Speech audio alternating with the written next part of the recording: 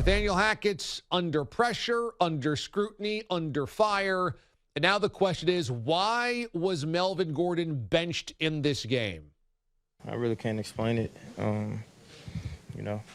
but I am a little bitter that we lost the game. How are you feeling physically? Does everything feel okay? Or are you still dealing with some injuries? No, I'm solid. What changed for you between the first half and the second half? Was there anything that you can put on paper? I don't know. Me and you both kind of clueless on that. So, I'm sure it'll be a conversation that's had, but, to tell you exactly what happened, I can't tell you. Yes, sir. Of course we did. It was a great talk. Love Melvin. Have so much respect for him as a pro for all he's done in this league. And, we'll keep all that stuff private in there. Will Melvin Gordon start on Sunday, or did Latavius Murray do enough to get the start? No, Melvin will start. Gordon was caught on camera during Monday Nighter's debacle during an emotional exchange with his teammate Jerry Jeudy.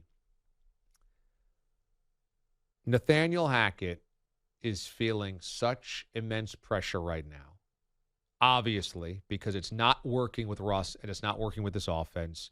And the entire country is going, what the hell's going on? But most importantly, in Denver, they're really upset. Fans are leaving at the outset of overtime because they can't watch this puke anymore. And Hackett knows it. And Hackett also knows it ain't going to be Russell Wilson who's moved after the season if this doesn't work. Nathaniel Hackett's going to be out of a job. So Hackett is desperate right now, and it all stems from this thing with Russ is not working. Russ has to have his hand in this. He's the one on the field executing, and it's not going well.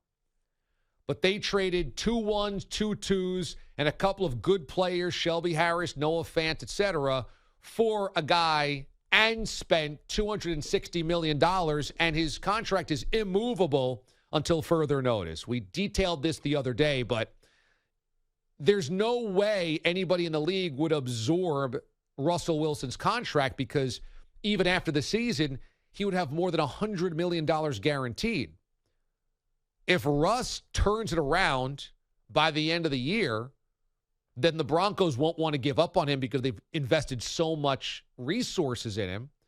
And if he turns it around, if he doesn't turn it around and the Broncos want to get rid of him, nobody would absorb $100 million guaranteed over the next 6 years. So he's immovable. He's immovable until further notice. He's probably immovable for at least 3 seasons in Denver. So, again, either it works for Nathaniel Hackett this year or Hackett's gone after the season, not Russ.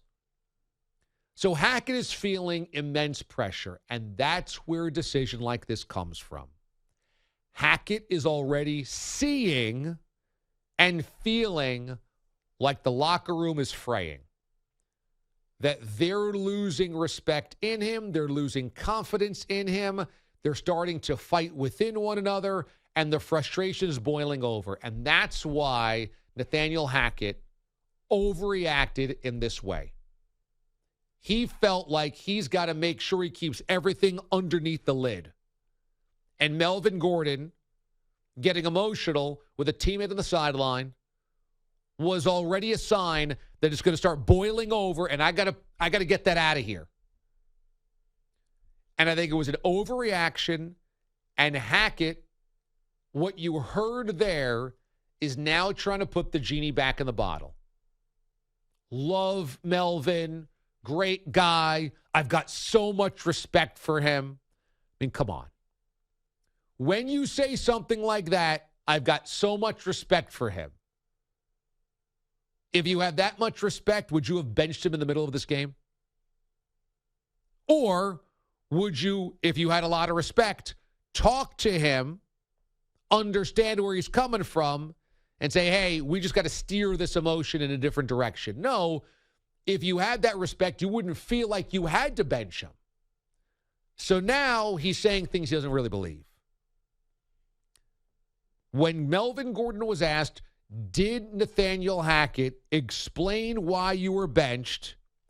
He said, kind of, sort of, yeah. Not on the same page. Not on the same page. Remember why Nathaniel Hackett is the head coach of the Denver Broncos first and foremost. They thought it was a key to Aaron Rodgers. They thought by hiring Hackett, it gave them the inside track to acquire Aaron Rodgers. Now, Russ seemed like a really good plan B. I don't think any of us thought it was a mistake after the dreck that they've paraded out there at quarterback over the last 5 to 7 years. Russ was an automatic great upgrade. But it is not working. And Nathaniel Hackett is probably one and done because there's 3 things that are happening, all that point to Nathaniel Hackett. Number 1, poor game management. The field goal in the opening Monday night, all of those very obvious coaching malfunctions during week number 2, some consistently bad play calling or game decisions. That's the first. The second is the offense is his. Russ is what he has inherited, and it's completely broken. It's the worst offense in football. So that's now just your specialty you can't fix. And then thirdly, you got guys getting sideways emotionally on the team, and now you're losing control of them. 0 for 1, 0 for 2, 0 for 3. I think it's more likely than not that Hackett's going to be fired after the season and he'll be one and done. I think it would take a really big turnaround, really big, to fix this and to fix him by the end of the year. And think about this possibility. Now, why is that? Think about this. We thought, well, no-brainer. The Cowboys are going to suffer under another Mike McCarthy year.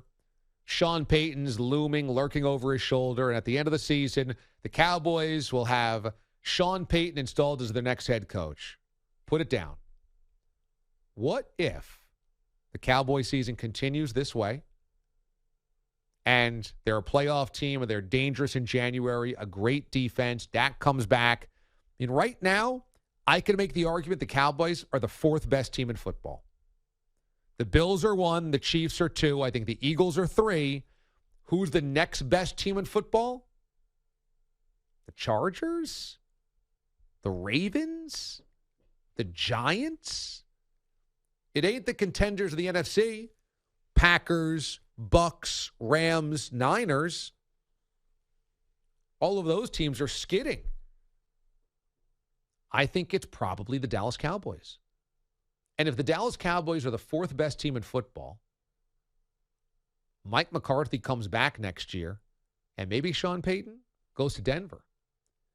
Maybe Payton looks at that Russell Wilson situation and knows, well, can't get worse than this. I can fix that. I've had a Hall of Fame QB at the end of his run in New Orleans. I've got these weapons. I've got these options. I've got a great football city. I mean, Denver's a really great Broncos town. That might be the fit for Sean Payton. And if you are the Broncos, this Hackett thing is such a disaster already, you might fire him by Thanksgiving to get inside track to get to Sean Payton.